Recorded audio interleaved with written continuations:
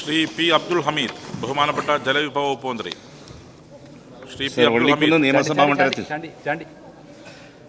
കടലുണ്ടിപ്പുഴയ്ക്ക് കുറുകെ ഇരുമ്പോത്തിങ്ങൽ regulator cum bridge പദ്ധതിക്ക് കിഫ്ബിയിൽ ഉൾപ്പെടുത്തി 2017 36 കോടി രൂപയുടെ തത്വത്തിലുള്ള ഭരണാനുമതി ലഭിച്ചതനുസരിച്ച് മണ്ണ് പരിശോധനയും മറ്റ് അനുബന്ധ പരിശോധനയും പൂർത്തീകരിച്ചതാണ്.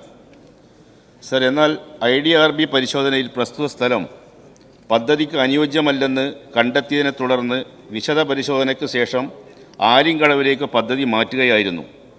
എല്ലാ വിദഗ്ധ പഠനങ്ങളും കഴിഞ്ഞ് 49 കോടി രൂപയുടെ DPR ഭരണാനുമതിക്കായി സർക്കാരിൽ സമർപ്പിച്ചിട്ട് 1.5 വർഷമായിട്ടും നാളിതുവരെ ഭരണാനുമതി ലഭിച്ചിട്ടില്ല. സർ, കഴിഞ്ഞ സാമ്പത്തിക വർഷം RCBകൾക്ക് ധനസഹായം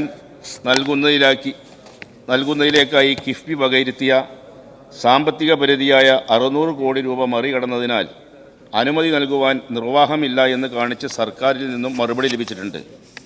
സർ, ആയതിനാൽ ഇരുമ്പോത്തിങ്ങൽ റെഗുലേറ്റർ കം ബ്രിഡ്ജ് പദ്ധതിയുടെ ചെയിനേജിൽ മാറ്റം വരുത്തി തയ്യാറാക്കിയ കടലുണ്ടിപ്പുഴയ്ക്ക് കുറുകെ ആലിങ്കടവിൽ റെഗുലേറ്റർ എന്ന പദ്ധതിക്ക് 2025-26 സാമ്പത്തിക വർഷം മുൻഗണന നൽകി കിഫ്ബി മുഖേന ഭരണാനുമതി നൽകണമെന്നാണ് ഈ സബ്മിഷനിലൂടെ ആവശ്യപ്പെടുന്നത്.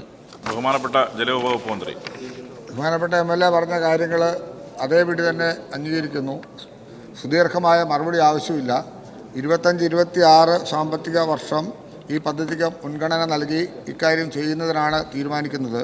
കിഫ്ബിക്ക് അനുവദനീയമായ 600 കോടി രൂപ കടന്നു പോയതുകൊണ്ടാണ് ഈ പദ്ധതി എടുക്കാൻ സാധിക്കാതെ വന്നത്.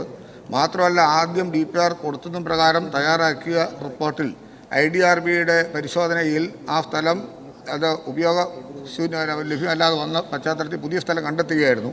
അതിൻ്റെ പശ്ചാത്തലത്തിൽ റിവേഴ്സ്ഡ് എസ്റ്റിമേറ്റ് വന്നപ്പോൾ തുക വർദ്ധിച്ചു വന്ന തുകയെടുത്ത് പരിശോധിച്ചപ്പോൾ 600 കോടിയുടെ നിലവിലുള്ള അവസ്ഥ കടന്നു പോയതിനാൽ കഴിഞ്ഞ സാമ്പത്തിക വർഷം എടുക്കാൻ കഴിഞ്ഞില്ല. ഈ വർഷം അതിന് പരിഗണന നൽകി അത്തരം കാര്യം പരിശോധിച്ചു വരികയാണ്.